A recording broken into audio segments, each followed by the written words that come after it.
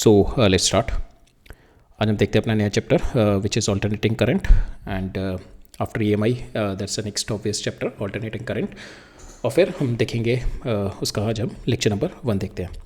तो before we get into the lecture एक question है जो कि मैं पूछता हूँ आपसे and I try to answer that in the coming lecture. तो आपने देखा होगा in your houses when you switch on तो एकदम से आपका फ़ैन ऑन हो जाता है, ठीक है। Within it won't take much of a time but and the fan just switch it on. तो हमारा जो अभी तक का बिल्ड इन इंट्यूशन है वो क्या है कि the current flow through the wires and और the electrons flow through the wires and then the fan started, ठीक है। That is what the intuition what we are having. But actually if you see कि जो electron होते हैं, electrons are drifting in the wire with this speed, ठीक है। That is 0.03 metre पर second से ड्रिफ्ट हो रहे होते हैं। That is such a low speed, ठीक है। और हम देखते हैं जब हम स्विच ऑन करते हैं फ़ैन को ये एकदम से जल जाता है। बट अगर हम एक्चुअल में जाके देखें this is the speed which we are having. और अगर आप हमें पता है हमारा हाउस होल्ड सप्लाई होती है that is an AC supply. AC supply में क्या होगा, आपका एक साइड आपकी दिस साइड होगी करंट, एक साइड आपका दिस साइड होगा करंट, ठीक है। तो आपका तो ये तो करंट ऑल्टरनेटिंग है, ठीक है। एक साइड पॉजिटिव जाएगा फिर बैकवर्ड जाएगा। तो दैट मीन्स आपका जो इलेक्ट्रॉन मूव होंगे एक फॉरवर्ड मूव करेंगे, बैकवर्ड मूव करेंगे, फॉरवर्ड मूव करेंगे, बैकवर्ड मूव करेंगे। तो नेट मूवमेंट तो इनका जीरो ही है। Then how this fan is getting switched on, ठीक है। So we'll try to understand कि what is happening here. It is not actually the electrons that is moving, it is something else which is moving. So that intuition you need to build up before you will get into the alternating current, ठीक है। not just alternating current, that intuition you need to build up you need to build up for the modern physics, for the waves for the electromagnetic waves, that intuition you need to build up कि what is been moving here, ठीक है। so, उसको हम detail में जो what we are going to discuss उसके detailed explanation we are going to see it in the waves, but here also I'll give you a bit of intuition कि what is happening here, ठीक है। अभी हम coming slides में देखेंगे। तो आज का जो लेक्चर नंबर 1 है इसमें हम जो देखेंगे विल सी इंट्रोडक्शन में विल ट्राई टू सी के EMI जो हमने लास्ट लेक्चर में पढ़ा है how it is been related with our alternating current, ठीक है। EMI में हमने लास्ट लेक्चर में इलेक्ट्रोमैग्नेटिक इंडक्शन में we have seen 2 ways through which we could able to generate or oscillating current or the oscillating voltages, ठीक है। there are 2 ways, ठीक है। 2 ways हम लोग डिस्कस करेंगे। one way is this, whenever the coil has been rotating in your magnetic field, another way is the LC circuit। ये तो एक मेरे सोर्सेस होते हैं जिससे I could able to get the oscillating source, ठीक है। तो what is the EMI is giving you the source, EMI आपको सोर्स देगा, ठीक है। उस सोर्स से क्या हो रहा होगा हमारे सर्किट में वो आपको AC बताएगा, ठीक है। So that is the link between EMI and AC that we are going to explore today. उसके बाद हम लोग देखेंगे कि why physics has chosen AC over DC, ठीक है। There is a best example of the fight that happened, ठीक है। the best rivalry between the Edison and Tesla, and finally the AC which has been proposed by the Tesla which has been chosen over, and right now all our houses has been powered through the alternating current AC only, ठीक है। so that is what we are going to look into the introduction, ठीक है। और फिर जब हम देखेंगे कि हमने AC को चूज़ किया DC के ऊपर, तो AC के अंदर हमारा जैसे देयर आर डिफरेंट नॉमेनक्लेचर्स। DC के अंदर हमारा सिंगल वन नॉमेनक्लेचर होता है। AC हमारा क्योंकि वेरिंग है, कंटिन्यूसली वेरिंग है, तो उसको डिफाइन करने के लिए we have to get a different nomenclature. तो we are going to see कि जो AC के नॉमेनक्लेचर होते हैं व्हाट आर दोज नॉमेनक्लेचर, उनका मतलब क्या है, and what is the need for those nomenclature and which nomenclature that we are using quite often in हर डे टू डे एप्लायंसेस, ठीक है। आपने देखा होगा 220 वोल्ट आपके एप्लायंसेस के पीछे लिखा रहता है, 50 hertz 220 volt, like that. So will try to understand what is the meaning of that, ठीक है। और फिर हम देखेंगे कि AC सर्किट्स को समझने के लिए we don't need our mathematics that we have been applying in the DC के अंदर जो मैथमेटिक्स अप्लाई कर रहे थे V is equal to IR, ठीक है। ओम्स लॉ जो अप्लाई कर रहे थे और जो मैथ्स अप्लाई कर रहे थे that is not going to work in our AC, because AC के अंदर क्या आता है, there is a phase difference is going to come between current and the voltage.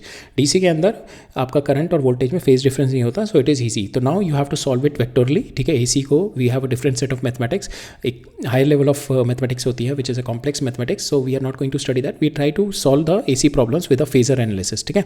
with a phasor analysis it's a technique through which you can solve your AC problems, ठीक है। तो phasor analysis के through हम लोग we try to understand those, right?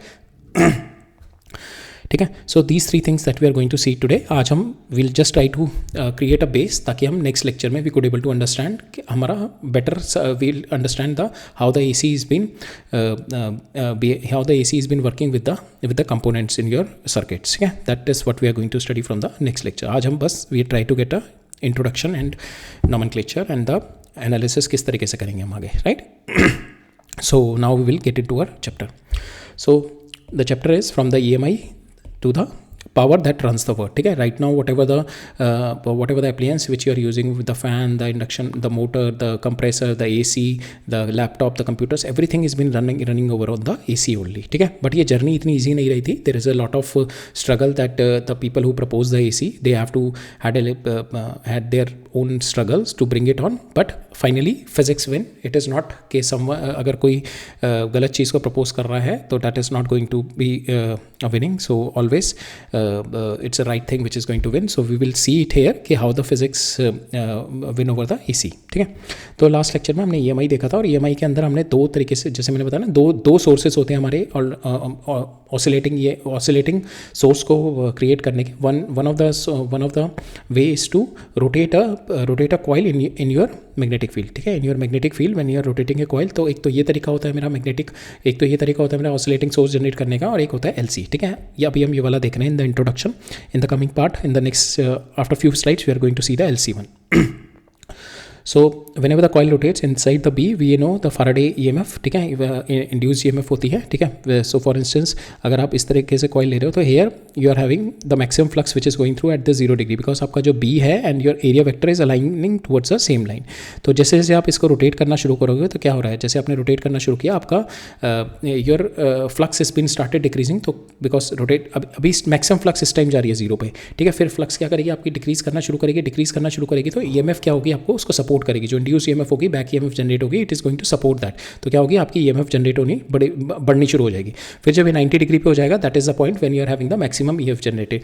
फिर उसके बाद आप फिर और फर्दर इसको रोटेट करोगे तो इस पॉइंट के बाद आपकी जो होगी यहाँ तक आपकी मैक्सिमम EMF हो गई. फिर आपकी जो होगी then after this when you will start rotating, आपकी flux will start increasing. After 90 degree the flux will start increasing once you started rotating the loop further. ठीक है, flux start increase करने लगी. then जब flux increase करेगी तो EMF क्या करेगी, मेरी EMF is going to oppose that. उसको oppose करने के लिए now the back EMF will be negative. ठीक है, अब मेरा EMF opposite side में generate करने लगेगी. ठीक है, so it will come down up to 180 degree, and the same way it is going to get it is going to generate. that is one of the way हमारा जो oscillating EMF generate होती है. that is with when we rotate a coil in a magnetic field. ठीक है, so this is also the working of our alternating generator.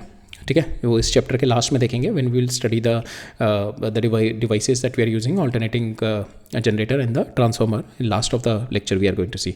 ठीक है, तो अभी हमने we have just taken an intuition कि किस तरीके से मेरी जब कॉइल रोटेट करती है मैग्नेटिक फील्ड के अंदर तो मेरी EMF ऑल्टरनेटिंग EMF जनरेट होती है. ठीक है, that is the source.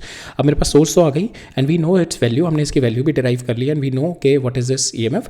But हमें 30 साल तक समझ में नहीं आया कि what to do with this. ठीक है, किस तरीके से इसको यूज़ किया जाए, बिकॉज एक्चुअली हमारा दिमाग चलता था कि एट दैट टाइम कि it was to take the average value, और एवरेज हम देखें इसका कमिंग आउट टू बी 0. ठीक है, average value it is coming out to be 0, और forward backward it is not taking us anywhere. तो we never knew कि how we are going to use it. ठीक है, बट राइट नाउ जो condition आपकी आ चुकी है कि आज के टाइम पे everything that you plugged into your socket, चाहे फैन हो, चाहे फ्रिज हो, चाहे AC हो, चाहे कंप्यूटर हो, everything will be because of this phenomena only के because the EMF is been produced by the rotating coil in the magnetic field. तो आपके जितने भी पावर स्टेशन होते हैं, not the thermal power station, जितने भी पावर स्टेशन होते हैं उनके बिहाइंड जो प्रिंसिपल होता है, दिस प्रिंसिपल ओनली कि EMF produced by the rotating coil in the magnetic field. ठीक है, तो यहाँ पे जो रोटेटिंग कॉइल होती है उसको रोटेट करने के डिफरेंट वेव्स होते हैं. जैसे आपने पढ़ा होगा पावर प्लांट, आपके न्यूक्लियर पावर प्लांट होता है, थर्मल पावर प्लांट होता है, हाइड्रो पावर प्लांट होता है, गैस पावर प्लांट्स होते हैं. तो इन सब में बस यहाँ पे चेंज आता है रोटेटिंग कॉइल को किस तरीके से रोटेट किया जा रहा है. ठीक है, जैसे हाइड्रो में आपका पानी potential energy of the water is converted, तो वो नीचे जब पानी गिरता है that is going to rotate the turbine. वो टरबाइन रोटेट करेगी, दैट मीन्स आपकी ये कॉइल रोटेट हो रही है. ठीक है, कॉइल रोटेट हो रही है and then you are getting the source alternating EMF generate हो रही है. ठीक है, सेम वे आपका न्यूक्लियर पावर स्टेशन हो गया और थर्मल पावर स्टेशन हो गया और गैस पावर स्टेशन, इसमें बस आपका सोर्स फ्यूल का डिफरेंट है. ठीक है, बाकी इनमें प्रोसेस क्या होता है, ये they are going to heat up the water, जिससे स्टीम जनरेट होगी and that high pressurize steam is going to rotate the turbine. But उसमें जो स्टीम बनाने के लिए जो सोर्स फ्यूल यूज़ होता है, मेरा न्यूक्लियर में न्यूक्लियर फ्यूल यूज़ होता है, थर्मल में मेरा कोल होता है एंड द गैस में we are using the gas. ठीक है, so this is what the difference is. तो जितना भी हमारा जनरेशन ऑफ इलेक्ट्रिसिटी हो रहा है उसके पीछे बस this is the only principle behind that. ठीक है, अब EMF तो प्रोड्यूस हो गई बट अल्टीमेटली वो तो पावर स्टेशन में प्रोड्यूस हो गई and then it needs to be travel to thousand and thousands of the kilometre and that problem has been solved to us by the transformer, ठीक है, which makes it easy to step up and step down multiple times, ठीक है, जो हमारे socket में because EMF जो generate होती है हमारी पावर स्टेशन में that is 6.6, 11 kV, 13 kV, 23 kV like that kilo volt में जनरेट होती है, तो उसको then they have to step up that so that the transmission losses will be less. We'll see that, and then from there it is coming to our socket which is coming out to be 22 volt, 220 volt like that it is coming, ठीक है. So it is multiple stepping up, multiple stepping down it is happening, and because of the device which is transformer we could able to do that, ठीक है. So right now whatever the electricity that we are getting is through this process, through this phenomena only, ठीक है. अब हमारा जो main question है जो हम आंसर करेंगे थ्रू द AC जो हमारा चैप्टर है उसमें हम लोग देखेंगे कि वेरेवर दिस सोर्स जो कि हमारी सोर्स है EMF जो आ रही है हमारे घर में, तो इंडक्टिव हमारे घर में जो डिवाइसेस है that is a resistive load, inductive load, capacitive load, devices के अंदर ये लोड ही तो होता है. तो अब हमारे घर में जो अल्टरनेटिंग सोर्स आ रहा है उसको किस तरीके से ये डिवाइसेस हैंडल करेंगे, उसको सर्किट के अंदर किस तरीके से उसको हैंडल करेंगे करंट और वोल्टेज को, that is what we are going to study in our AC, ठीक है. तो हम लोग AC में क्या करेंगे, तो what circuit will do when you drive it with the voltage that is reversing 50 times पर सेकेंड, ठीक है. तो हमारा सर्किट किस तरीके से बिहेव करेगा when your voltage is been varying 50 time per second, ठीक है. सो विल सी कि how our RLC will react to the changing EMF, oscillating EMF को किस तरीके से, और ऑसिलेटिंग EMF को किस तरीके से मेरा register, inductor and the capacitor how they are going to react, that is what we are going to study in our alternating current, ठीक है.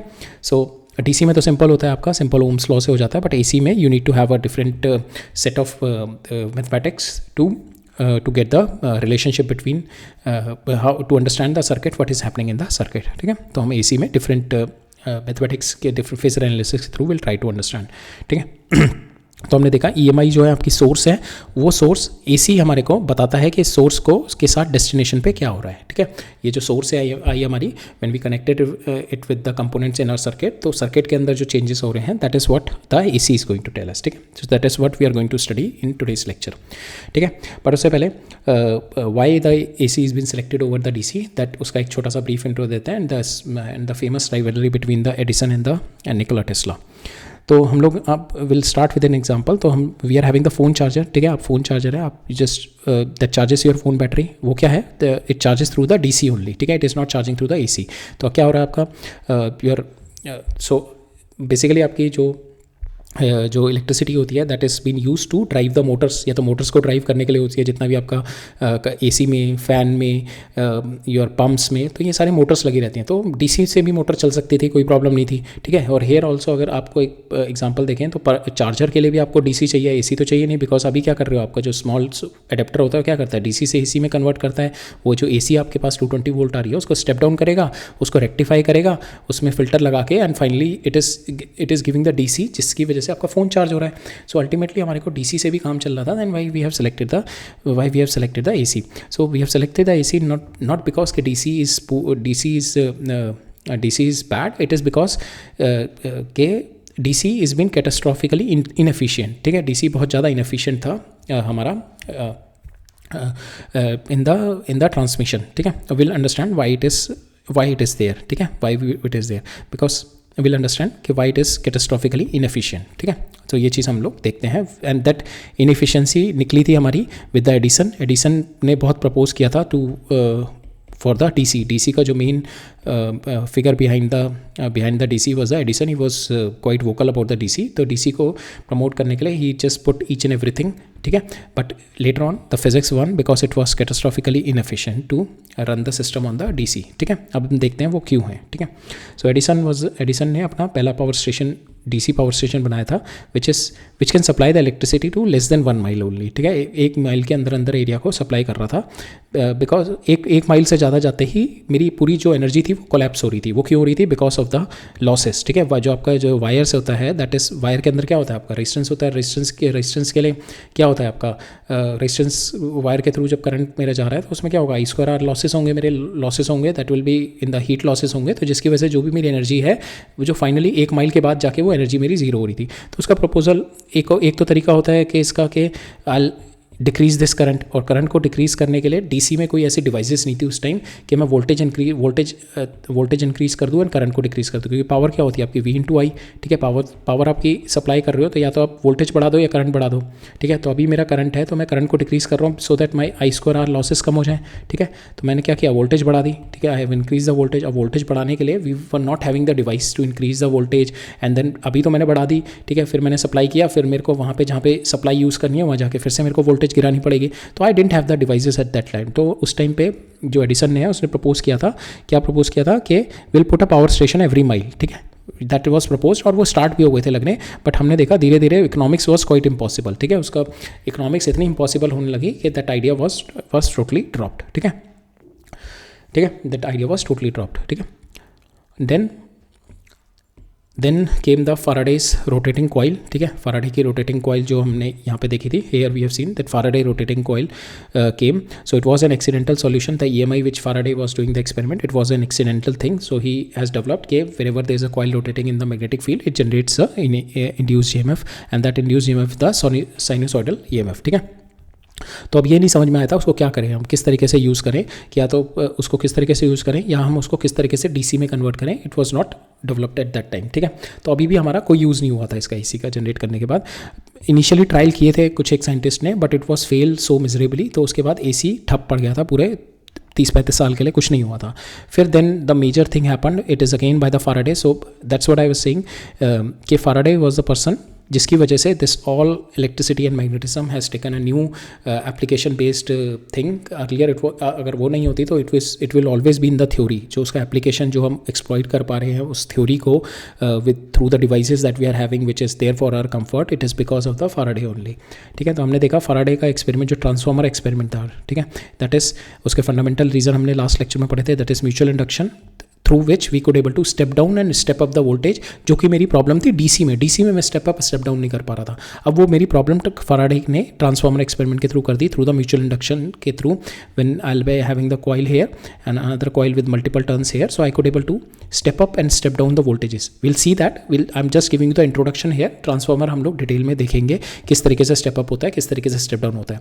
बट ट्रांसफॉर्मर अभी एक के लिए ये समझ लो एक डिवाइस होती है through which you can step up the voltage बढ़ा सकते हो या स्टेप डाउन वोल्टेज घटा सकते हो, ठीक है।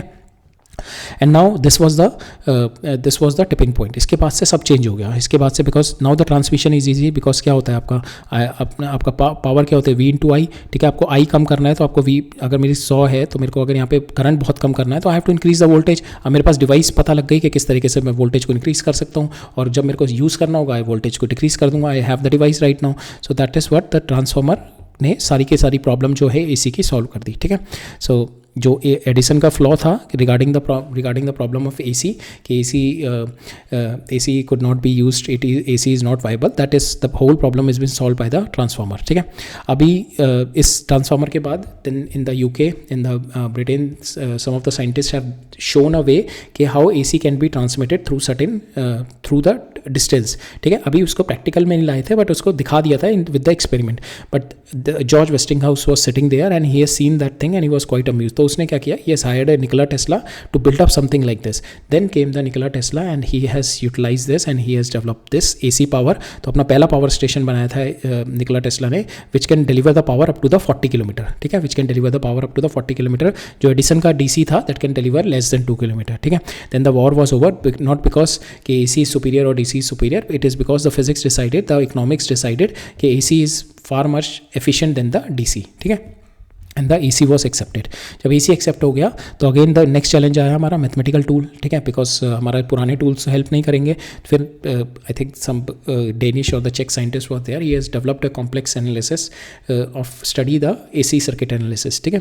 तो that is not in our scope and we will understand the AC circuit analysis through the phasor diagram, ठीक है। तो हम लोग उसको फेजर के थ्रू पढ़ेंगे। तो physics of the AC needs a new mathematics and that new mathematics is been provided by the phasor, right. Now we will see our question जो कि हमने पहले प्रपोज किया था कि when you switch on the AC, when you switch on the fan, ठीक है, जैसे स्विच ऑन किया and all of a sudden the fan start moving within a blink of I, the fan starts moving despite कि आपका जो electron है that is moving forward and backward with this much velocity. तो then how all of a sudden it is the fan started moving. और अगर हम देखें तो वेलोसिटी बहुत कम है और ऊपर से ये फॉरवर्ड जा रहा है, बैकवर्ड जा रहा है, तो नेट मूवमेंट तो इलेक्ट्रॉन्स का जीरो हो रहा है, तो फिर क्या फ्लो कर रहा है? So what is flowing here? So that is what we are going to answer right now. So you have already internalize this thing कि हाउ इट हैज़ बीन, कि क्या हो रहा है, ठीक है। Now we are going to see this. तो it is not the current which is moving back and forth, ठीक है। It is not the current which is moving back and fourth, because electron में हमने देखा that is 0.303 metre पर second से forward backward move कर रहा है, net displacement is zero.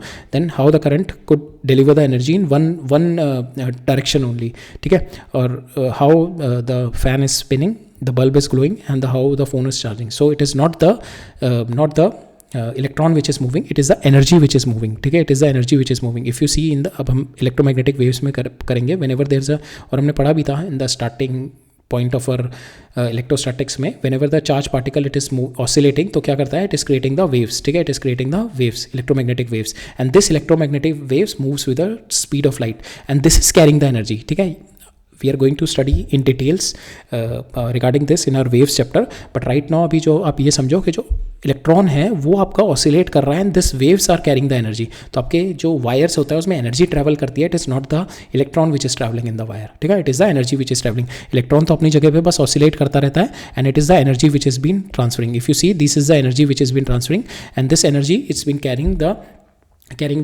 this energy is carrying the information at a speed of light, ठीक है। 3 × 10⁸ से कैरी करती है, ठीक है। दैट्स वाई आपने जैसे प्रेस किया, it is the energy which is been carrying, ठीक है। वो पूरे energy is been carrying with such a high speed के ऑल ऑफ ए इंस्टेंट पे आपका फैन जो है वो ऑन हो जाता है, ठीक है। So because of the energy not the electron, ठीक है।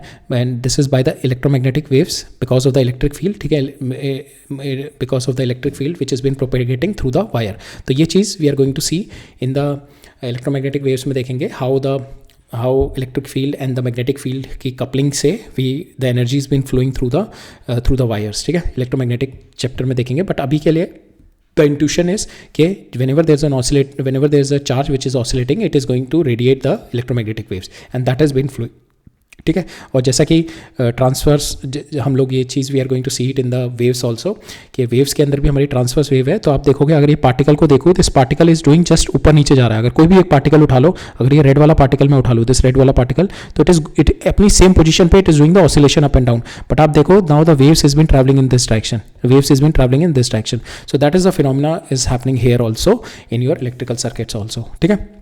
So electromagnetic waves has been moving.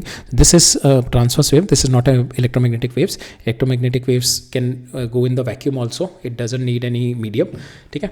So here we are generating it in the string, so it needs a medium. ठीक है. But just to make you understand कि what is happening, कि इस तरीके से my thing is not moving. अगर आप देखो ये वाला रेड वाला पार्टिकल है, it is just doing the oscillation at its point, ये अपने पॉइंट पे ऑसिलेशन कर रहा है, and you see how the energy is been moving forward, ठीक है।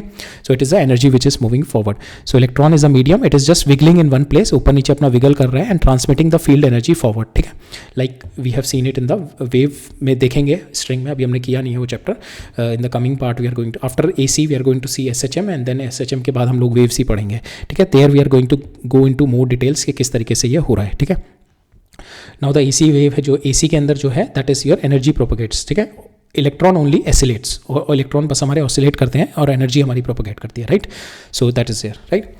सो अब हम एक तो तरीका हमने ये वाला देख लिया था कि how the AC is been generated. अब हम दूसरा तरीका देखते हैं, try to understand the another method which you have seen in our last lecture also के LC ऑसिलेशन। तो LC ऑसिलेशन में हमने देखा था कि एनर्जी किस तरीके से हमारी कैपेसिटर से इंडक्टर में जा रही है, फिर इंडक्टर से एनर्जी फिर से मेरी कैपेसिटर में जा रही है, एंड देन फिर कैपेसिटर से इंडक्टर में आ रही है, और फिर इंडक्टर से कैपेसिटर में आ रही है। तो ये अगर हम देखें, it is nothing but the oscillation हो रहा है, ठीक है। तो ऑसिलेशन के लिए मेरे को हमने देखा था लास्ट टाइम में दो चीज़ें बहुत ज़रूरी होती है, एक तो इलास्टिसिटी और एक इनर्शिया, ठीक है। बिकॉज इलास्टिसिटी और इनर्शिया से क्या होता है, इनर्शिया से आपका ओवरशूट होता है इक्विलिब्रियम पोजीशन से। बिकॉज अगर हम पेंडुलम को देखें, पेंडुलम अगर मैं यहाँ पे इस पोजीशन पे हूँ तो ये वाली पोजीशन आपकी ये है कि आपका कैपेसिटर चार्ज है, फिर धीरे धीरे कैपेसिटर डिस्चार्ज होगा। अगर यहाँ पे आकर रुक गया तो इक्विलिब्रियम पे रुक गया, तो इसमें इनर्शिया नहीं है। Now because of the inertia it started overshooting its position. जैसे जैसे ओवरशूट करेगा पोजीशन, तो यहाँ पे क्या होगी, रिस्टोरिंग फोर्स बढ़ेगी।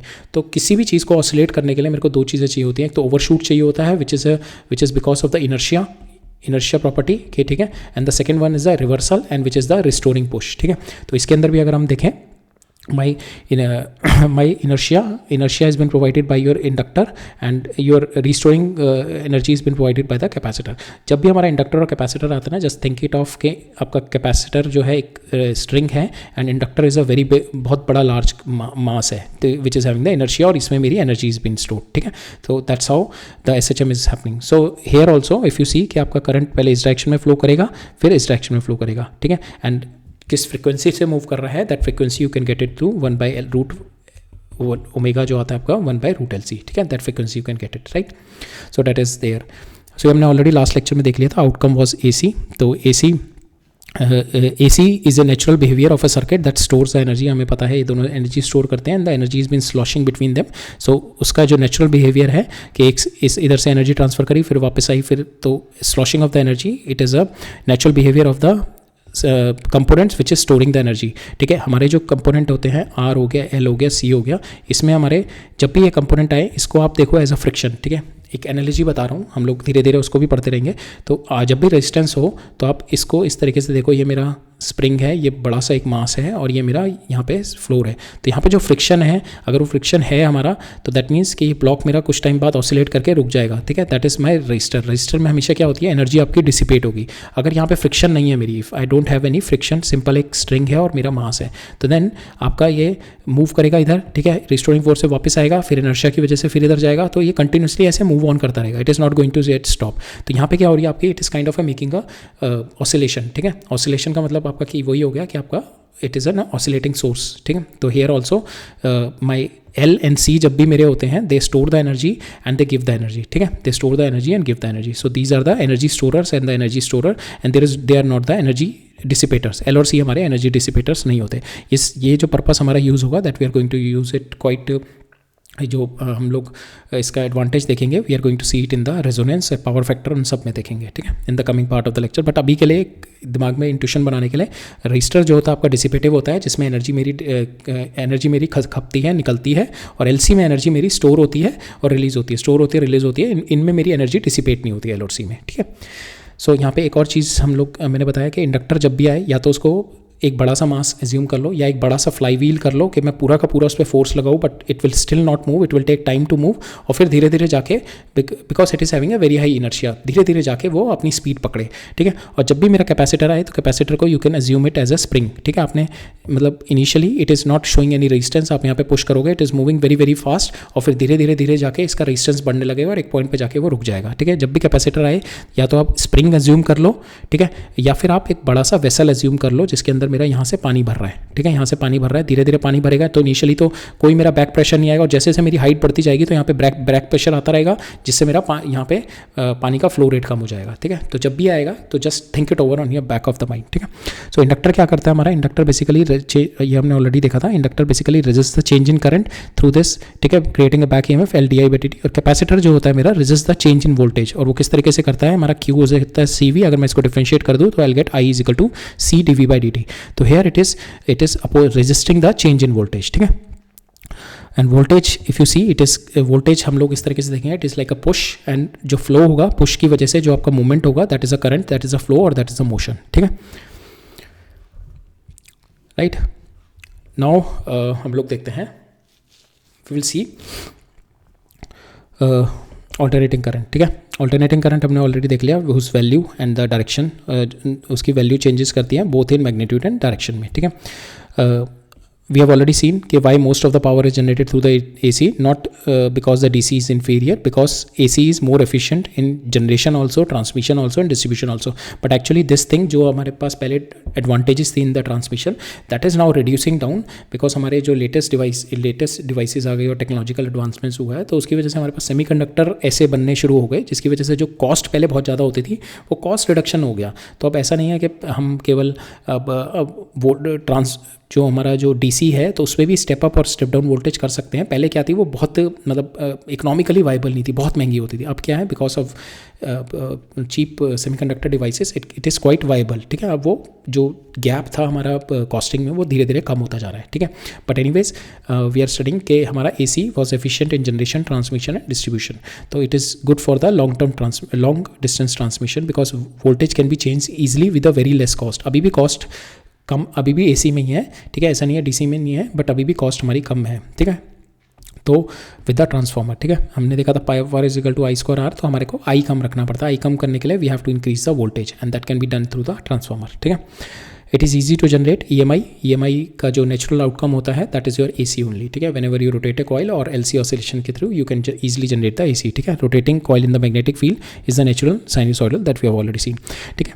तो हमारे पास जो वैल्यू आई कि current it is flowing here half of the cycle and half of the cycle it is flowing here, ठीक है, like that the current is been flowing half of the cycle positive here, half of the cycle positive here. Now अब इसको understand करते हैं कि we will see the value कि इसकी जो हमारे पास वैल्यू आएगी करंट की जो साइनसॉइडल वैल्यू आ रही है that is I is equal to I not sine omega T plus five. अब इसके कंपोनेंट देखते हैं हम लोग धीरे धीरे कि इसमें हर एक कंपोनेंट की हमारी क्या वैल्यू है। I not is my peak value, तो फर्स्ट ऑफ ऑल हम देखते हैं why it is a sinusoidal, ठीक है, क्यों साइनसॉइडल है। तो हमने देखा था कि AC जो है हमारा ऑसिलेटिंग है, ठीक है, it is oscillating, it is going up and down, ठीक है, it is been oscillating and repeating itself, ठीक है। And sine is having that tendency to restoring influence, ठीक है। आप साइन का कर्व देखोगे it is going up and down, तो it is having that restoring tendency. Sine के पास that is having that restoring tendency and it is providing a stable oscillation, ठीक है। इसमें ऑसिलेशन भी इसका टाइम पीरियड देखोगे it is providing a stable oscillation, ऐसा नहीं है कि ये यहाँ से गया फिर ये ऐसे ऐसे it is not providing unstable oscillation, it is providing a stable oscillation, ठीक है। प्रॉपर हमारा जो टाइम पीरियड होता है ओमेगा होता है दैट इज क्वाइट स्टेबल, ठीक है। And it is linear which is been helping in our simple harmonic motion, ठीक है। इसमें लीनियर का मतलब है कि जो रिस्टोरिंग फोर्स है कि अगर मैं ये वाला इक्विलिब्रियम मानूँ तो इसके ऊपर और नीचे it is kind of a line, straight line, ठीक है। तो it is kind of a tangent, it is kind of a linear, ठीक है। जो मेरी रिस्टोरिंग फोर्स है अगर मैं इस वाले पॉइंट पे कोई पुश करूँ कोई ऑब्जेक्ट तो it is having a tendency to bring it back. तो साइन का जो कर्व देखोगे आप यहाँ पे बिल्कुल near to this it is a straight line, so that is why it is a linear curve, ठीक है। it is a linear curve near very small changes in the बहुत छोटे से चेंज के लिए it is having the linear, तो it follows a SHM also। और जो another major thing है कि इसका डबल डिफ्रेंसिएशन मेरा साइन का it is giving its own function, ठीक है, it is giving its own function which is a general equation of my SHM कि अपने ही फंक्शन का अगर मैं डबल डिफ्रेंशिएट करूँ तो आई गेट माई फंक्शन, तो x को अगर मैं डबल डिफ्रेंशिएट करूँ तो I get the x only, ठीक है। So double differentiative give back the same function और ये पॉसिबल हो पाता है साइन और कॉस में, that's why it is coming out to be sine. और थर्ड जो एक इंपॉर्टेंट रीज़न है कि अगर I can take the triangular waves इस तरीके से भी ले सकता था और I can take my square waves भी ले सकता था, बट प्रॉब्लम क्या होती है ट्राइंगुलर एंड स्क्वायर वेव्स में, it is having the sharp corners, these are the sharp corners where it is showing के there is a sudden change, ठीक है। सडन चेंज मीन्स कि एक्सेलरेशन जो यहाँ पे होगी तो ये जो चेंज होता है दैट इज शोइंग के आपकी किस तरीके से यहाँ पे पुश मिल रहा है, एक्सेलरेशन कितनी है, तो यहाँ पे सीधा जा रहा है और इसकी डायरेक्शन आपने एकदम all of a sudden change कर दी, तो किंक जो है ना इस पे acceleration is kind of infinite acceleration, so the infinite acceleration kind of a thing है, ठीक है। So that's but that is there infinite acceleration at the corner, but हम नेचर जो हमारे नेचर में चीज़ें हैं दैट प्रेफर द स्मूथनेस और that smoothness is provided by my sine in the cos curve only, ठीक है। Here there is no sudden changes, smooth, no infinite acceleration and no jumps are there, ऐसे नहीं यहाँ से यहाँ पे एकदम से जंप आ रहे हैं और एकदम से डिसकंटिन्यूटी आ रही है, it is not like that, ठीक है। हमारे साइन में सिंपल मेरा एक स्मूथ कर्व बनता है, that is why it's been preferred by the nature, ठीक है। और पीरियोडिसिटी तो है ही और स्टेबल ऑसिलेशन है हमारे, ठीक है। So that is why the sine is there. Now will see another thing is there is the phi. तो फाई क्या होता है हमारा इनिशियल फेज, इनिशियल फेज मेरा बताता है कि initial point of the time where is my particle, ठीक है, what is my value of my I at the initial time. तो अगर मेरी यहाँ से स्टार्ट हो रही है that means at initial time period at time t is equal to zero the current is my zero. अगर मेरा यहाँ से करंट स्टार्ट हो रहा होता अगर इस तरीके से होता है if I am having like this, तो that means this is my at initial time t is equal to zero, this is my current, तो then this value is my because of my sin phi initial phase, ठीक है। so that value is the initial phase which is that is the initial phase that we are having, ठीक है। so that is what is there. Then the next thing is omega t plus phi, that is it is giving us the total phi, total मतलब कि suppose here this is showing me omega t, ये मेरे को बता रहा है omega t time पे it's this point, this is the value of your eye, this is the value of your eye, this vertical value, this is the value of your eye, so this is telling me कि आप x axis पे कहाँ पे हो, ठीक है। Now here omega is there, omega is we call a angular frequency, ठीक है। इसमें थोड़ा कंफ्यूजन हो जाता है बच्चों को because omega we use it as angular velocity भी यूज़ करते हैं, there is a difference between angular frequency and angular velocity. Angular velocity होता है आपका कि this if the change is theta so D theta by D T, ठीक ठीक है, that is your angular velocity, कि आपका थीटा चेंज कितने टाइम पीरियड में हुआ, that is the angular velocity. और एंगुलर फ्रीक्वेंसी अगर मैं देखूँ that is for the complete cycle, ठीक है। मैंने यहाँ से गया, यहाँ से स्टार्ट करके यहाँ पे गए, पूरी की पूरी मैं साइकिल करके वापस आ गया, ठीक है, पूरी की पूरी साइकिल करके यहाँ पे आ गया, that means I have taken 2 pi round, ठीक है, इन time period T, so that is my omega, ठीक है। यहाँ पे ओमेगा क्या होता है, जब आपने पूरा का पूरा सर्कल मूव कर लिया, not just the small theta, ठीक है, that is what the angular frequency. Time period क्या है, आपने यहाँ से स्टार्ट करके जब आप वापस आ गए, that is what the time period. Sine में देखें, साइन में अगर साइन में हमारा क्या होगा time period, when this whole thing when it will come back to its original position, ठीक है। तो यहाँ पे अगर हम देखें तो it is moving up, now it is moving down, here it is coming up, so this is the, इसके बाद से the curve is repeating itself, ठीक है। So that means this is my time period, ये यहाँ से यहाँ तक this is my time period when it is coming in the same direction and the same velocity, ठीक है। यहाँ पे बिकॉज यहाँ पे क्या है, it is moving in this direction, ठीक है, यहाँ पे आके it is moving in this direction which is the same, ठीक है, सेम डायरेक्शन सेम वेलोसिटी, तो दिस इज़ माई पॉइंट, तो here also this is my point. So these are, जब ये वापस अपने आप को रिपीट करेगा, दैट मीन्स कि इफ़ यू सी के the particle repeats itself and coming, मतलब जो जहाँ से पीरियोडिसिटी स्टार्ट हो रही है मेरी, so that point the curve repeat itself, तो उसके बाद से that is my time period, तो this is my time period, ठीक है। और टाइम पीरियड को हम लोग किस तरीके से लिख सकते हैं, time period is nothing but, जैसे हमने देखा था ओमेगा क्या है मेरा, जब मैंने पूरा का पूरा circle, when I made a full circle, जब मैं यहाँ से घूम के वापस यहाँ पे आ गया, दैट फुल सर्कल 2 पाई मैंने कितने ओमेगा टाइम पीरियड में, ठीक है, ये मेरी एंगुलर फ्रीक्वेंसी है, तो that is my time period 2 pi by omega, ठीक है। तो ओमेगा स्पीड से मैंने यहाँ से घूमा है, this omega is constant, it depends upon the, it's depend upon your कि किस तरीके से आप रोटेट कर रहे हो, ठीक है। हमने देखा था कि जब मैग्नेटिक फील्ड के अंदर जब मेरी कॉइल होती है, at what speed which you are rotating, so this we usually keep it constant, ठीक है। और हमारी जो एलसी सर्किट में this is been given by root LC, ठीक है, this been given by root LC, right. So this is my time period, कि कितने टाइम के बाद अपना साइकिल रिपीट हो रहा है। फ्रीक्वेंसी क्या हो रहा है आपका एक टाइम पीरियड में, how many times it is going to its maximum position. तो अगर यहाँ से यहाँ तक में हमने देखा एक बार हो रहा है, तो this is having the frequency 1। अगर यहाँ से यहाँ पे अगर मैं देखूँ तो it is doing like this, ठीक है। अगर यहाँ से आप इस बार आ रहा है तो that means it is maximising itself, तो total 3 cycle it is doing, ठीक है। तो यहाँ पे मेरी फ्रीक्वेंसी आ जाएगी, the frequency comes out to be 3। और अगर मेरे को इसी में यहाँ पे टाइम पीरियड देखना है, सो यहाँ पे मतलब 1 सेकेंड में कितनी साइकिल कंप्लीट कर रहा है, फ्रीक्वेंसी मेरा बताता है इन 1 सेकेंड कितनी साइकिल कंप्लीट कर रहा है। अगर मैं यहाँ से यहाँ तक मैं अगर 1 सेकंड मान लूँ, तो अभी क्या है, ये 1 साइकिल कंप्लीट कर रहा है, तो मेरा फ्रीक्वेंसी इज़ 1, ठीक है। अगर सपोज मैं यहाँ पे 1 साइकिल 2 साइकिल, ठीक है, यहाँ पे अब ये क्या कर रहा है, now it is completing 2 cycle, ठीक है, now it is completing 2 cycle, so मेरी फ्रीक्वेंसी आ गई 2। बट यहाँ पे अगर मैं टाइम पीरियड देखूँ, टाइम पीरियड मतलब 1 साइकिल कितने टाइम में कंप्लीट कर रहा है, that is my half second, ठीक है। सो टाइम पीरियड मेरा आ जाएगा half second and my frequency आ जाएगी 2। So now we will get a relationship कि frequency is nothing but 1 by time period, frequency we have got it 1 by time period, right, ठीक है। So that is the relationship. Now एक और important चीज़ है हमारी कि in India we have scene कि most of the devices is been running at a frequency जो हमारी ओमेगा है, which is I have told you which are keeping constant here, कि कितने से रोटेट, कितने से ये मूव करना है, ठीक है। ये जो ओमेगा है मेरा, this omega which we are rotating here, ठीक है। तो ये जो मेरी एंगुलर फ्रीक्वेंसी है, that angular frequency is constant in India, we are keeping it 50 hertz, ठीक है, we are keeping it 50 hertz. तो दैट मीन्स कि एक साइकिल जो है मेरी, it is been repeating after 50 1 second में, मतलब my cycle is been repeating 50 times, ठीक है। तो 50 हर्ट्स का मतलब हो गया यहाँ पे 1 सेकंड में मेरे को ये 50 बार ऊपर नीचे हो रहा है, ठीक है। ये तो एक बार हुआ, तो ऐसे करके 50 बार ये 1 सेकंड के अंदर हो रहा है, ठीक है। That is what the frequency that we are having in India. तो why we have chosen this frequency, the reason is कि we need to find a sweet spot, और वो स्वीट स्पॉट आता है हमारा 40 से 80 के बीच में, ठीक है। बिकॉज लो फ्रीक्वेंसी में भी प्रॉब्लम हो जाएगी, हाई फ्रीक्वेंसी में भी प्रॉब्लम हो जाएगी। लो फ्रीक्वेंसी में क्या प्रॉब्लम होती है, अगर कम फ्रीक्वेंसी की होगी तो मेरा साइज़ बहुत बड़ा हो जाएगा जो मेरे डिवाइसेस हैं, because size is inversely proportional to your frequency. तो जितनी छोटी आपकी, जितनी कम फ्रीक्वेंसी उतना बड़ा साइज़, ठीक है। तो लार्ज बल्कि मशीन्स बनानी पड़ेगी which is going to be expensive. अगर आपकी फ्रीक्वेंसी कम है तो फ्लिकरिंग होगी, now you could able to observe, जैसे अभी आपको लाइट में फ्लिकरिंग नहीं दिखती है बिकॉज ऑफ 50 हर्ट्स। अगर वो कम हो गई तो your eyes will notice, so it will create a strain and discomfort in your eyes if it's less than 40 hertz, ठीक है। पुअर मोटर परफॉर्मेंस, ठीक है, जब भी मेरी फ्रीक्वेंसी कम होती है, frequencies varying with the motor performance, तो उसमें क्या होता है, अगर फ्रीक्वेंसी कम है तो मेरी वाइब्रेशन बढ़ जाएगी बिकॉज ऑफ अनइवन टॉर्क, जिसकी वजह से हीट बढ़ेगी मेरी, और जिसकी वजह से मेरे लॉसेस होने लगेंगे। So it will create a poor motor performance, right. But too high frequency भी प्रॉब्लम है, बिकॉज टू हाई फ्रिक्वेंसी में ट्रांसमिशन लॉसेस बढ़ जाते हैं। तो पहला ट्रांसमिशन लॉस पड़ता है मेरा स्किन इफेक्ट, ठीक है। स्किन इफेक्ट क्या होता है मेरा, स्किन इफेक्ट हम लोग देखेंगे अभी। तो स्किन इफेक्ट में बेसिकली क्या होता है कि आपका करंट जो होता है, जैसे मेरा करंट एक कंडक्टर में फ्लो हो रहा है, तो नाउ स्किन इफेक्ट में क्या होता है, it will go into the skin, वो अंदर नहीं फ्लो करेगा, it will just flow on to the outside, ठीक है, स्किन में इसकी, ठीक है। It is not going to flow inside the conductor में मूव करेगा, बट उसके स्किन पे करंट फ्लो करेगा, ठीक है। That is what the skin effect.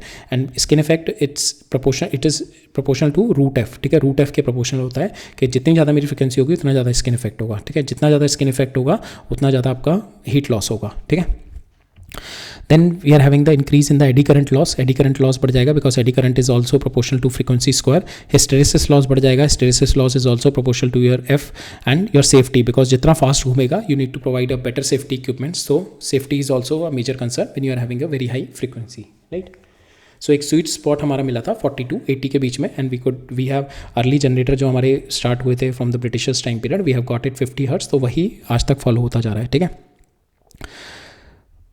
सो हमारा AC से DC कन्वर्जन जो होता है that is through the rectifier, और DC से AC कन्वर्जन होता है that is through the inverter, ठीक है। सो AC हमने देखा ऑलरेडी ईजी होता है, सेटअप ईजी है, you can easily step down through the transformer, right. Now we will see, हम लोग सबसे पहले देखते हैं अपना फेजर डायग्राम, क्योंकि AC सर्किट एनालिसिस के लिए वी नीड मैथमेटिक्स, और we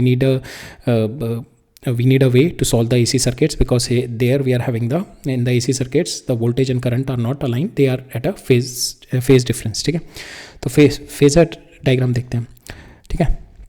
तो हमने देखा हमारी जो सोर्स है इन द ऑल्टरनेटिंग करंट, और हमारा जो सोर्स है दैट इज़ एन ऑसिलेटिंग, ठीक है, that is going to produce the current which is also oscillating, ठीक है। नाउ जो ऑसिलेटिंग है, तो there is a way to, एक तो वे होता है कि आप इसको सिंपल ऑब्जर्व करते रहो, बट अगर आपके यहाँ पे मल्टीपल, एक और जैसे ये तो आपका सिंपल बस एक सिंपल आपका एक सोर्स है, नाउ इसके बाद आपका करंट भी आ जाएगा, and the current is showing like this, अगर इस तरीके से करंट शो, और एक the sum in the AC circuit if the voltage of inductor is there, then another एक और ग्राफ आ जाएगा। तो it is really difficult to see all those things in a one single graph, ठीक है, इसमें डिफिकल्ट हो जाता है। तो हम लोग क्या करते हैं, we analyse all this things in a rotating vector के पर्सपेक्टिव में वील एनालाइज इट, ठीक है। तो that is what the phasor diagram to represent AC current and voltages in the AC circuit in an anticlockwise rotating vector. तो उसको किस तरीके से करते हैं, तो इसको हम लोग क्या करेंगे, वी जस्ट टेक इसका ये वाला वर्टिकल कंपोनेंट देखते हैं, ठीक है, ये वाला वर्टिकल कंपोनेंट। तो वर्टिकल कंपोनेंट यहाँ पे this is its vertical component, ठीक है, यहाँ पे this is its vertical component, यहाँ पे this is is vertical component, then यहाँ पे this is is vertical component. तो अगर हम पूरा का पूरा एक सर्कल में इसको देखें, तो now this is my vector which is been rotating, तो इस तरीके से वो रोटेट करता है, ठीक है। If I am having 1, so 1 I can write it down like this. तो initially if I am starting it from here, तो my vector will be starting it from here, ठीक है। और currently if your vector right now it is at this point, ठीक है, that is at 60 degree पे मेरा है। तो then I can present my vector, then I can present my phasor like this. तो my phasor can be I, आपका voltage हो सकता है, करंट हो सकता है, and then you can show it like it is at I and which is at 60 degree, ठीक है, which is at 60 degree.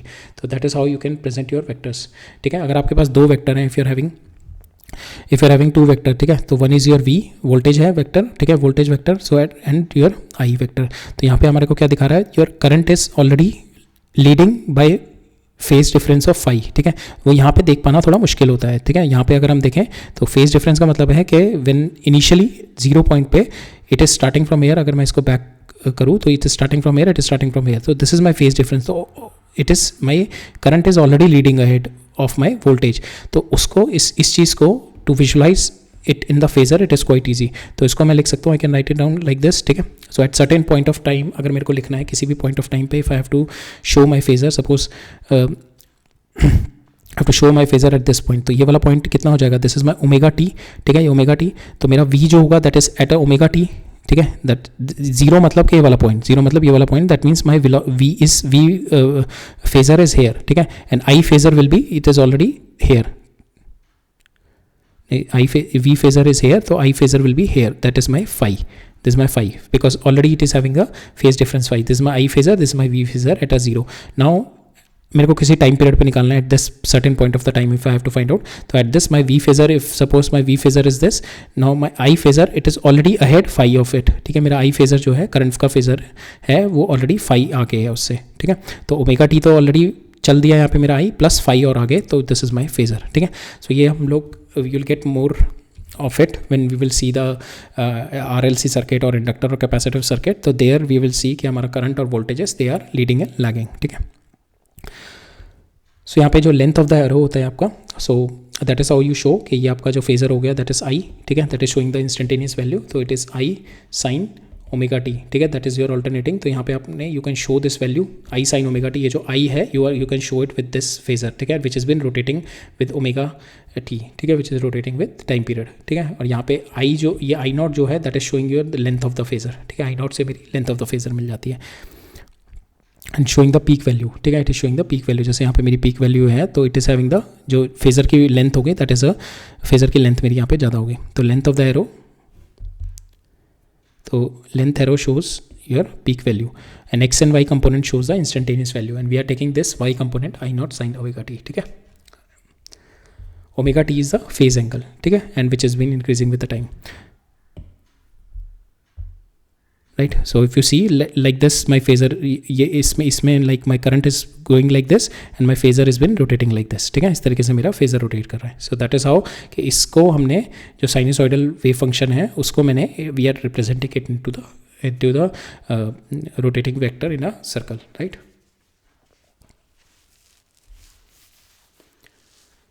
Now हम लोग देखते हैं mean value and अब we'll understand the nomenclature, ठीक है। अब हम नॉमेनक्लेचर समझने की कोशिश करते हैं, what why we are using the, because हमारा डीसी में हम सिंपल करंट को करंट बोल देते थे, ठीक है, और वोल्टेज को डीसी में हम करंट को करंट बोलते थे, ठीक है, और वोल्टेज को सिंपल वोल्टेज बोलते थे, ठीक है। बट यहाँ पे करंट हमारा it is continuously varying, because वहाँ पे अगर आप देखें आपका करंट आपका कांस्टेंट रहता था, this is I and this is your time period, आपका करंट सिंपल कांस्टेंट है। बट यहाँ पे एसी में आप देखो आपका करंट इज बीन वेरिंग, ठीक है, इस तरीके से आपका वेरी कर रहा है, ठीक है।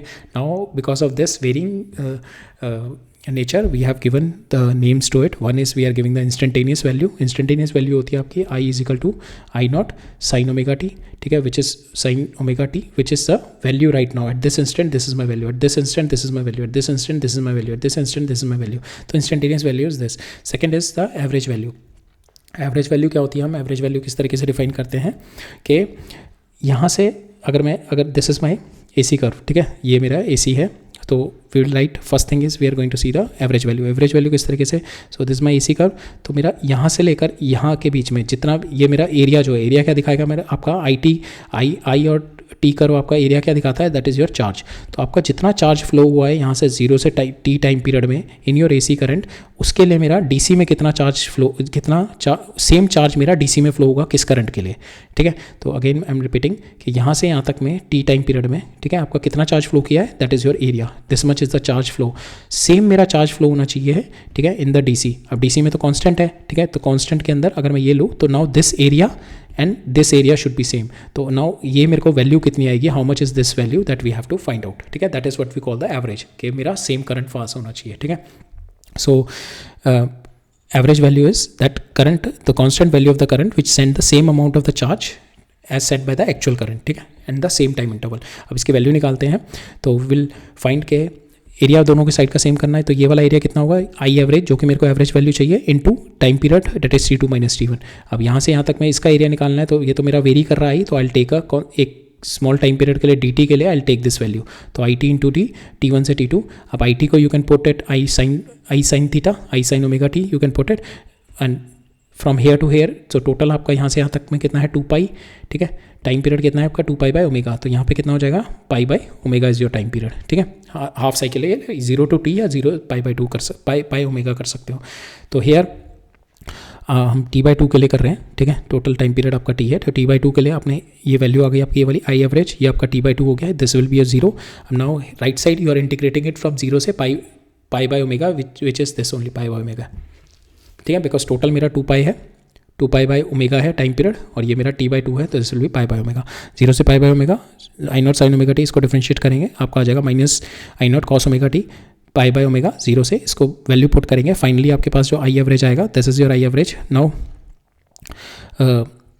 Time, so here you put the value of pi omega की वैल्यू आप 2 पाई बाय टी रख दो, एंड T से T कैंसिल हो जाएगा, आपका 2 से 2 कैंसिल हो जाएगा, तो finally you will get the value I average आपके पास आएगी, that comes out to equal to 2 I not by pi, ठीक है. So that is your I average, but that this is in the time period this. तो that मीन्स अगर आपका current मेरा I not, if your current is like I is equal to I not sine omega t, अगर current flow कर रहा है तो 0 से t टाइम पीरियड में this much, 0 to t time period में this is your I average, जो कि आपको दिस इज़ द, अगर यहाँ पे तो वेरी कर रहा है ना, अगर कांस्टेंट मेरा फ्लो करे, this much is the constant amount of the current will flow which is going to give me the same current in time period t2 minus t1, ठीक है.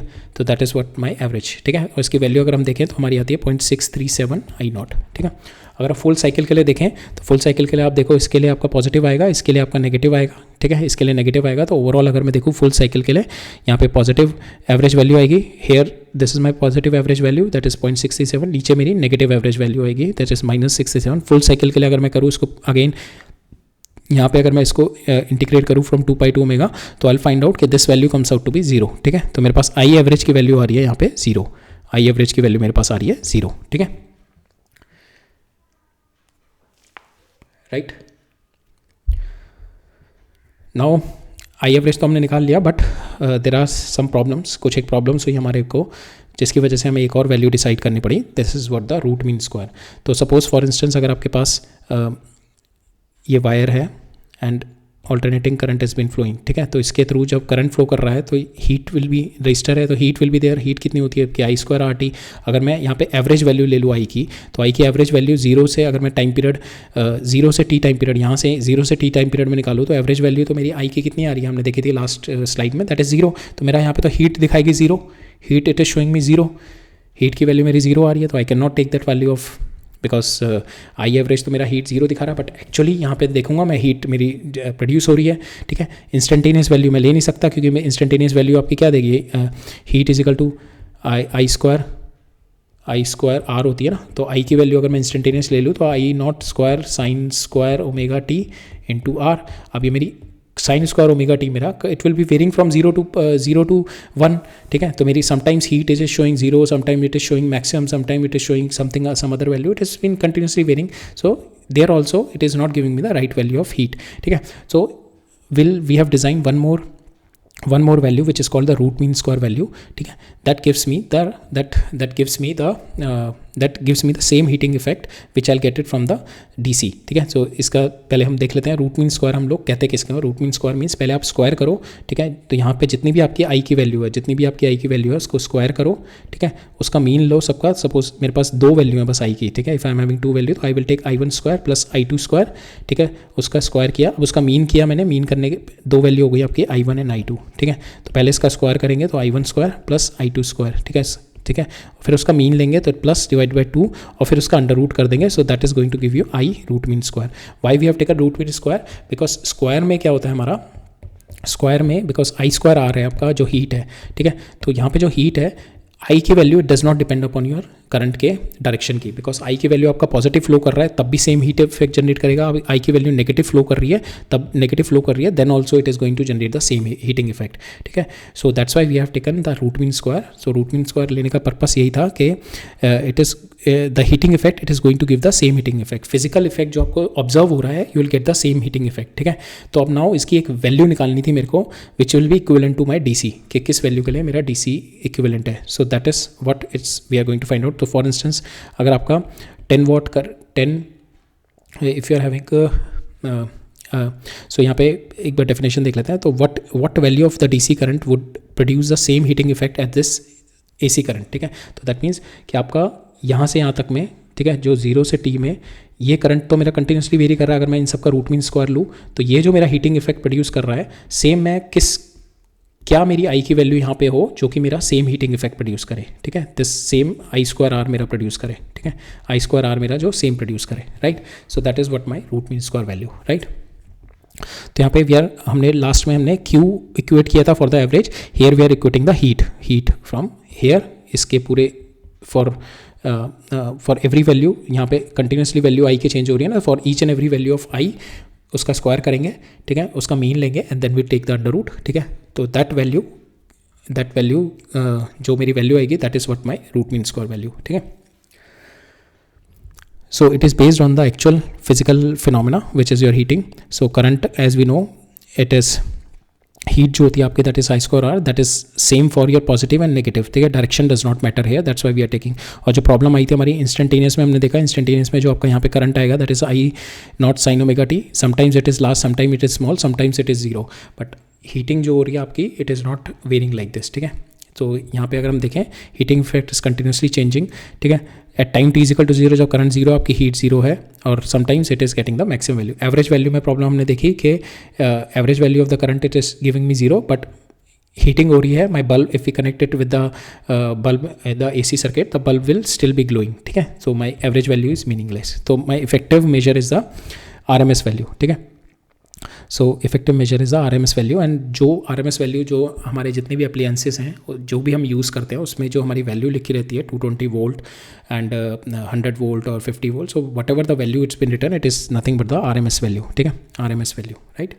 सो दिस वैल्यू क्या है मेरी, कि जो मेरा 0 से t तक में ये 0 से t तक में जो मेरा करंट जो मेरा हीटिंग इफेक्ट प्रोड्यूस करेगा माई ऑल्टरनेटिंग करंट, ठीक है।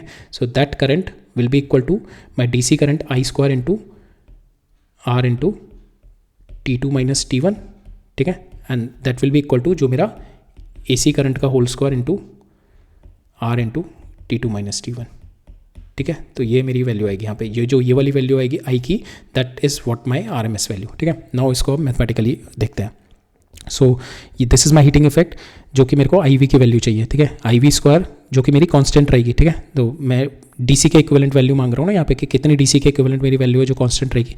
So this value is constant for the whole time, so this value is, यहाँ पे तो ये वैल्यू वेरी कर रही है ना, this value is continuously varying in the AC, तो मैं वो वाली वैल्यू मांग रहा हूँ विच इज़ विल कांस्टेंट और सेम हीटिंग इफेक्ट प्रोड्यूस करेगी। तो यहाँ पे जो मेरी हीटिंग इफेक्ट ये IV जो है this is my RMS value that is square into T2 minus T1, that will be equal to same effect जो मेरा प्रोड्यूस करेगा यहाँ से यहाँ तक this alternating current that is I square. यहाँ पे क्या है मेरा कंटिन्यूसली वेरी कर रहा है, तो हम स्मॉल dt के लिए I लेंगे तो इसका स्क्वायर करेंगे तो I not square sine square omega t time T1 से T2, ठीक है। तो यहाँ पे हमने वही किया, करंट का स्क्वायर किया, ठीक है। अब इसका मीन लेंगे तो ये नीचे ले आएंगे और फिर इसका ये IV स्क्वायर है तो उसको अब अंडर रूट करेंगे तो ये अंडर रूट हो जाएगा, तो that's why it is called root mean square.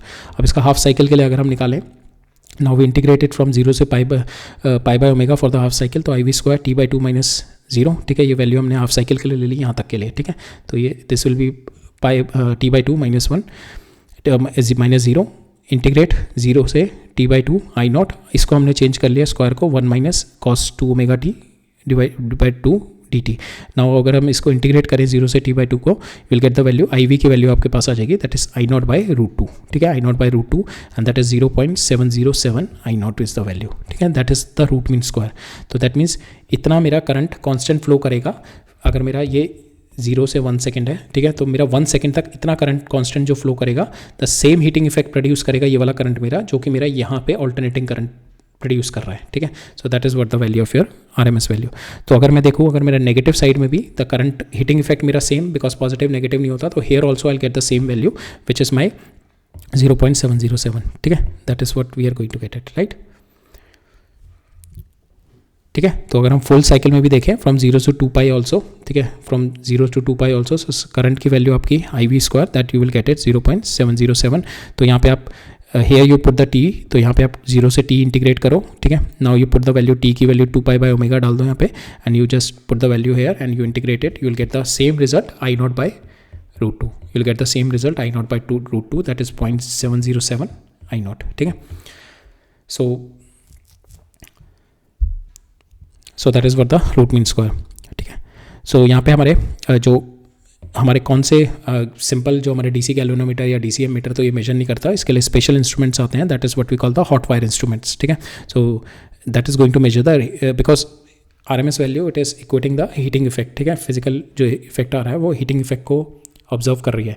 तो यहाँ पे भी हम that's why we are using the hot wire instrument to observe the heating effect, ठीक है। तो फॉर इंस्टेंस अगर आपके पास यहाँ पे रीडिंग आ रही है, if you are getting the, if this is your current, ठीक है, I is equal to I not, I is equal to 10 sin omega t, ठीक है, this is the value of your current, then इसमें जो reading इसकी जो actual current अगर आपका ये है 10 sin ओमेगा t, तो इसमें जो रीडिंग दिखाएगा आपकी that reading will be your that peak value divide by root 2, 10 divide by root 2, ठीक है, जो कि हमने यहाँ पे निकाली थी, जो यहाँ पे जो इसमें रीडिंग आएगी। अगर आपका करंट ये फ्लो कर रहा है ना I is equal to 10 sin omega t, तो इसमें जो रीडिंग दिखाएगा आपका 10 बाय रूट 2, ठीक है। तो सेम वे अगर आपका 220 वोल्ट अगर आपका किसी अप्लायंसेस पे लिखा हुआ है 220 volt, that means that is the RMS value, और RMS वैल्यू क्या है, दैट इज़ दिस वैल्यू। तो दिस इज़ द वैल्यू। अगर मेरे को पीक वैल्यू देखनी है इसकी, तो पीक वैल्यू जो RMS वैल्यू आपको ये वाली दिखा रहा है 0.707, ठीक है, 0.707। अगर मेरे को इसकी पीक वैल्यू देखनी है this value, so it is going to be 220 into √2, so that is my peak value, ठीक है, that will show the peak value to you, right. So will see basic question on to it. So अगर आपकी rating ये दे रखी है 220 volt 50 hertz, that means आपका यहाँ पे if you have to write down in the oscillating way, so E is equal to E0 sin omega t plus phi, यहाँ पे आपका omega is this one 50 hertz and your E0 is nothing but this two. अगर ये आपको ये 220 volt दे रखी है, सो और आपको इंस्टेंटेनियस वैल्यू पूछ रहा है, ठीक है, this is your this value आपको रेटिंग दे रखी है आपके किसी अप्लायंस पे, और आपको बोल रहा है कि इंस्टेंटेनियस वैल्यू बताओ। तो इस इंस्टेंटेनियस वैल्यू क्या होती है हमारी, that is E is equal to E0 sin omega t plus phi, ठीक है, phi is the initial phase. यहाँ पे ओमेगा कैसे आ गया है, this is your omega and your E0 comes out to be equal to 220 √2, ठीक है। So that is what you will get the value, instantaneous value, ठीक है। सो अनदर थिंग इज के the back the plate on the back of the personal computer says it is carrying 2.7 ampere from 120 volt and 60 hertz line. तो क्या, this is your omega, this is your VRMS, ठीक है, and this is your IRMS, ठीक है, right. Now what is the average square of the current, ठीक है, यहाँ पे average square of the current पूछा हुआ है, दैट मीन्स आपका I1 square plus I2 square plus I3 square like that पूछा हुआ है। तो हमारा जो रूट मीन स्क्वायर कितना होता है, IRMS is nothing but I1 square plus I2 square का अंडर रूट, ठीक है। तो यहाँ पे मेरे को ये वाली वैल्यू पूछी गई है, दैट मीन्स अगर मैं स्क्वायर कर दूँ तो IRMS square I will be getting the जो मेरे से पूछा गया average square of the current. तो यहाँ पे ये क्या होगा आपका, that is nothing but your IRMS square. IRMS क्या है आपका 2.7, तो आप यहाँ पे लिख दो 2.7 का होल स्क्वायर। सेकेंड है द करंट एम्पलीट्यूड, ठीक है, आपसे यहाँ पे करंट एम्पलीट्यूड पूछा गया। तो करंट एम्पलीट्यूड आपका कितना हो गया, मैक्सिमम वैल्यू ऑफ करंट, तो this is your RMS value, इसको √2 से मल्टीप्लाई कर दो, तो √2 into IRMS it's your current amplitude. Third पूछा गया average current in the positive half cycle, इस पॉजिटिव हाफ साइकिल में आपका एवरेज करंट निकालना है। सो ये वाला एवरेज करंट निकालना है, तो कितना मेरा चार्ज फ्लो हुआ, तो we know that's 2I0 by pi, I0 आपने ये निकाल ही लिया, so you will put the value average current in the full cycle, that will be 0, right. So यहाँ पे अब इसमें मेरे को डिफरेंट फंक्शन दे रखा है, जैसे हमने साइन वेव का RMS निकाला है। If you have to ask to find out the RMS of the sawtooth wave, ठीक है, इस वेव का मेरे को RMS वैल्यू निकालनी है। तो how we will do that, first we have to find out the function of it, ठीक है, इसका स्ट्रेट लाइन का फंक्शन निकाल लो, so you will get the straight line function, ठीक है। तो दैट इज इसको y minus y1 is equal to slope, और यहाँ पे x माइनस x1 से just put the values here, ठीक है। y कोई भी एक पॉइंट ले लो, if you take this point, ये वाला point will be lying on this line, so from this you can, और इसका स्लोप आपको पता है, slope is final this y divided by this, ठीक है। Slope also you know, that means slope is 4 divided by 1, तो 4 will be the slope, ठीक है, 4 इंटू t, तो y is equal to mx plus c भी कर सकते हैं। तो यहाँ पे आपका जो m की वैल्यू 4 है और c इज योर -2, तो आपका जो स्ट्रेट लाइन की इक्वेशन आ गई 4t - 2, तो दिस इज योर y, ठीक है, this is your straight line and it's been repeating after, ये continuously it is been repeating है, ठीक है, ये इसके बाद रिपीट कर रहा है। So that is your function for which you have to find, इसके बाद ये कंटिन्यूसली रिपीट कर रहा है। तो इसकी RMS वैल्यू निकालनी है, तो RMS वैल्यू के लिए हम लोग क्या करना पड़ता है, y का स्क्वायर dt, ठीक है।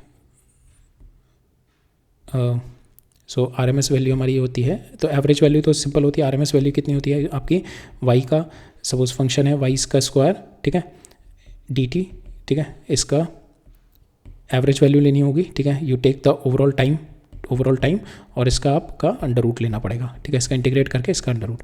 तो अगर आपकी y की 2 वैल्यू है, y1, सो यहाँ पे कंटिन्यूसली y की वैल्यू चेंज हो रही है ना, ठीक है, तो that's why we have to do the integration of this, we have to take the small time and we have to do the integration and to find out the value of our RMS। तो हमारे को average पूछी गई है और RMS पूछी गई है। एवरेज तो सिंपल है आपका f, इसकी एवरेज वैल्यू किस तरीके से निकालोगे कि कितना चार्ज फ्लो हो रहा है, तो charge flow is y average into t, ठीक है, y average into t, that will be equal to your f into dt from 0 से 1, बिकॉज इसके बाद रिपीट कर रहा है सिंपल, ठीक है। तो आपने ये वैल्यू कर दी, इसको इंटीग्रेट किया, आपने वैल्यू डाली, तो आपका IRMS comes out to be I average comes out to be 0, ठीक है। दैट मीन्स जितना यहाँ पे पॉजिटिव है उतना नेगेटिव फ्लो हो रहा है, तो IRMS 0 से 1 में मेरा 0 है, सॉरी I एवरेज मेरा 0 है। अब IRMS के लिए क्या करना पड़ेगा, integrate FT square dt divided by time, ठीक है। तो हमने देखा था, हमने इस तरीके से किया था IV square T2 minus T1, that will be equal to instantaneous I, तो ft का whole square into dt, because it is continuously changing, तो we will take for the dt और इसका इंटीग्रेशन फ्रॉम T1 से T2, ठीक है। तो यहाँ से will this is the same thing, ठीक है। अब इसका क्या किया हमने, इसको नीचे लिया है T2 माइनस T1 को और इसका हमने अंडर रूट कर दिया, सो this is the same thing. तो इससे IRMS वैल्यू आ जाएगी आपकी। नाउ हियर इसकी वैल्यू पुट कर दो आप ft की, दैट इज़ 40 माइनस 1 इसका स्क्वायर dt।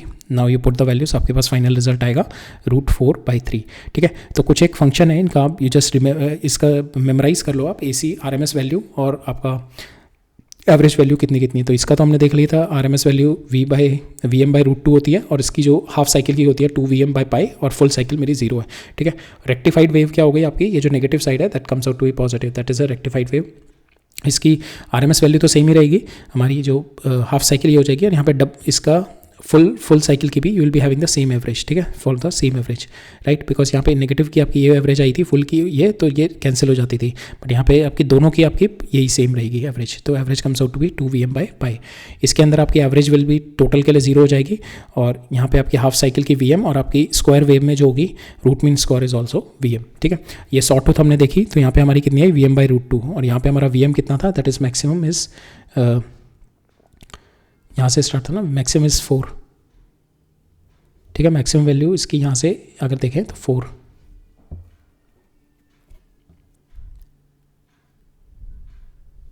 तो यहाँ पे हमारा RMS वैल्यू इज Vm/√3। तो यहाँ पे जो Vm है आपका, अगर मैं यहाँ पे देखूँ तो हमारी जो वैल्यू आई है दैट इज़ 2/√3 आई है यहाँ पे, ठीक है। 2/√3 दैट मीन्स आपकी जो पीक वैल्यू है, और यहाँ पे पीक वैल्यू दिस इज 2, ठीक है। तो 2/√3 इज योर वैल्यू, ठीक है यहाँ पे। और यहाँ पे हमने देखा, जो I am telling you to memorize this, तो यहाँ पे हमारा Vm that is your maximum value divide by √3, और आपका जो half cycle comes out to be Vm/2, और फुल साइकिल, बिकॉज यहाँ पे पूरी की पूरी वेव मेरी ऊपर है, दैट्स वाई फुल साइकिल का भी मेरी सेम वैल्यू है, बट यहाँ पे हमारी ये जो वेव है कुछ एक नीचे है फिर ऊपर है, तो दैट्स वाई यहाँ पे हाफ वैल्यू, इस वाले केस में हमारी जो average value comes out to be 0 for the full cycle. But यहाँ पे आप मेमोराइज कर सकते हो कि आपके RMS वैल्यू Vm/√3 है, और अगर मेरी फुल ट्राइंगल्स है तो उस केस में भी, ट्राइंगुलर वेव में भी आपकी जो RMS वैल्यू है Vm/√3, और half cycle is Vm/2 and full cycle is Vm/2, ठीक है। You can memorize this standard AC and the DC RMS and the average values, right. So that's all for today. अब मिलते हैं हम next lecture में। Next lecture में हम लोग we are going to study the analysis of our circuit when we are having the oscillating source, ठीक है। तो हम लोग पहले रजिस्टर देखेंगे, then we are going to see the inductor, then the capacitor, and then we are going to see the all 3 in one series circuit, because series circuit ही हमारा JEE के सिलेबस में है। Will see the series circuit, and then I think next lecture will try to cover up to the power, ठीक है, power in the AC circuits, ठीक है। तो this all we are going to cover up in the next lecture, ठीक है। फिर all right, thank you, मिलते हैं नेक्स्ट लेक्चर में, बाय।